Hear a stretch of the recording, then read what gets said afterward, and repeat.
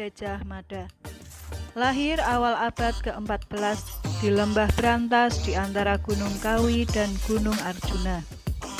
Sejak kecil, Gajah Mada memiliki bakat kepemimpinan sangat kuat, melebihi orang sebaya di masanya. Gajah Mada diangkat menjadi kepala prajurit Bayangkara karena kemampuannya. Pengabdian Gajah Mada pada Kerajaan Majapahit dimulai pada masa pemerintahan Jayanegara tahun 1309 sampai dengan 1328. Gajah Mada diangkat menjadi patih Kerajaan Majapahit pada masa pemerintahan Ratu Tribuana Tunggadewi Jayawisnuwardhani berkat kerja keras dan kepemimpinannya yang hebat.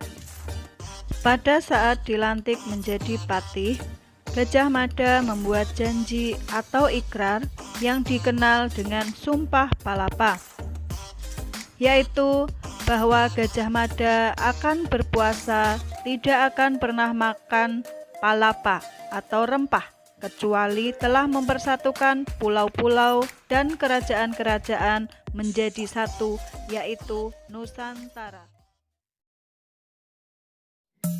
Assalamualaikum warahmatullahi wabarakatuh. Salam sejahtera bagi kita semua. Selamat pagi anak-anak. Perkenalkan, nama Ibu Asri Widayanti.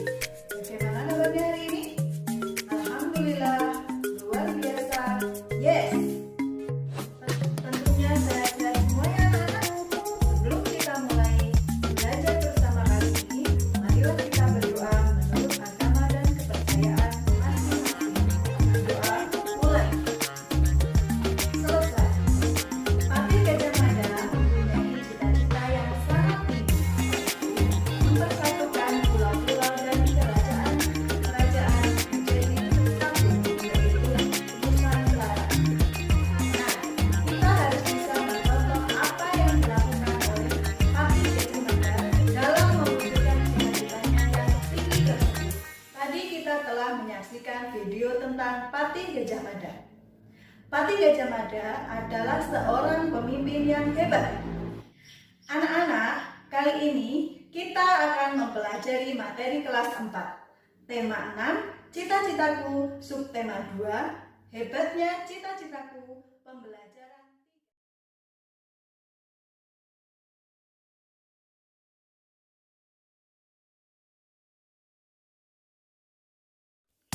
Memetaan kompetensi dasar Bahasa Indonesia 3.6 Menggali isi dan amanat puisi yang disajikan secara lisan dan tulis dengan tujuan untuk kesenangan.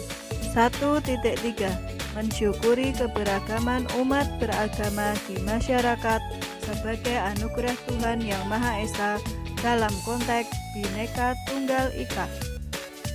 2.3 Bersikap toleran dalam keberagaman umat beragama di masyarakat dalam konteks Bhinneka Tunggal Ika. 3.3 Menjelaskan manfaat keberagaman karakteristik individu dalam kehidupan sehari-hari. 4.3 Mengemukakan manfaat keberagaman karakteristik individu dalam kehidupan sehari-hari. IPS 3.1 Mengidentifikasi karakteristik ruang dan pemanfaatan sumber daya alam untuk kesejahteraan masyarakat dari tingkat kota atau kabupaten sampai tingkat provinsi. 4.1 Menyajikan hasil identifikasi karakteristik ruang dan pemanfaatan sumber daya alam untuk kesejahteraan masyarakat dari tingkat kota atau kabupaten sampai tingkat provinsi. Tujuan pembelajaran kali ini adalah 1. Siswa menjelaskan cara membuat puisi dengan benar. 2. Siswa dapat mengkomunikasikan tentang keragaman suku dan budaya di lingkungan sekitar dengan baik. Yang ketiga, siswa mampu mengidentifikasi sumber daya alam yang ada di sekitar kita dan menyajikan hasil pengamatan dengan tepat.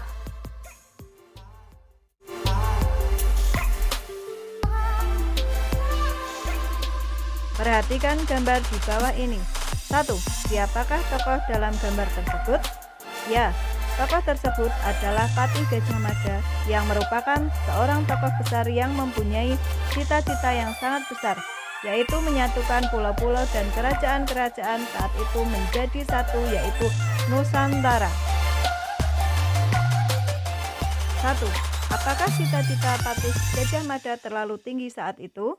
2. Tahukah kamu usaha apa saja yang dilakukan untuk mencapai cita-cita tersebut?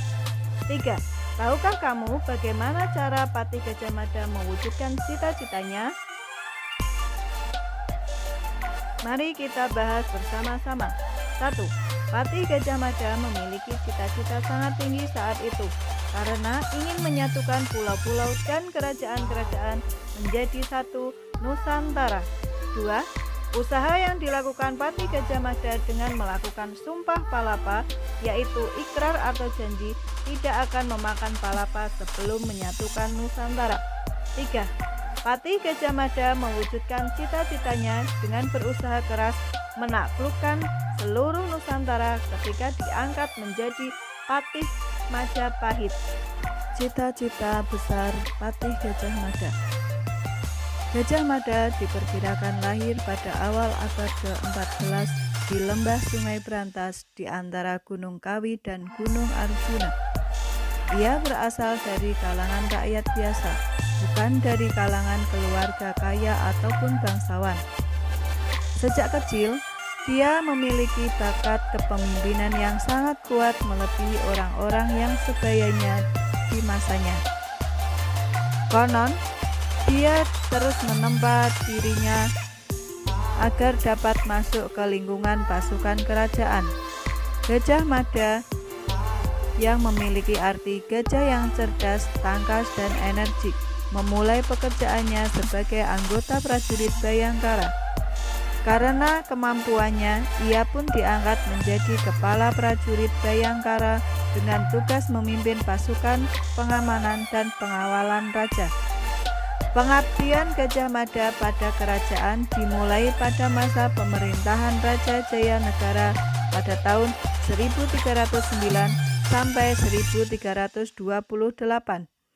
Berkat kerja keras dan kepemimpinannya yang hebat, Gajah Mada menjadi seorang kerajaan Majapahit pada masa pemerintahan Ratu Tribhuwana Tunggal Dewi Jaya Wisnuwardhani. Pada saat hendak dilantik menjadi patih, Gajah Mada membuat janji yang sangat terkenal hingga kini. Sebuah ikrar atau janji yang dikenal dengan nama Sumpah Palapa. Ia berjanji tidak ingin menikmati buah palapa kecuali dapat mempersatukan daerah-daerah seperti Seram, Tanjung Pura, Haru, Pahang atau Semenanjung, Dompo, Bali, Sunda, Palembang, Tumasik atau Singapura. Janji atau ikrar yang ia upayakan untuk terwujud dengan menyatukan wilayah tersebut menjadi wilayah Nusantara. Saat itu wilayah Nusantara lebih luas dari wilayah negara Indonesia saat ini.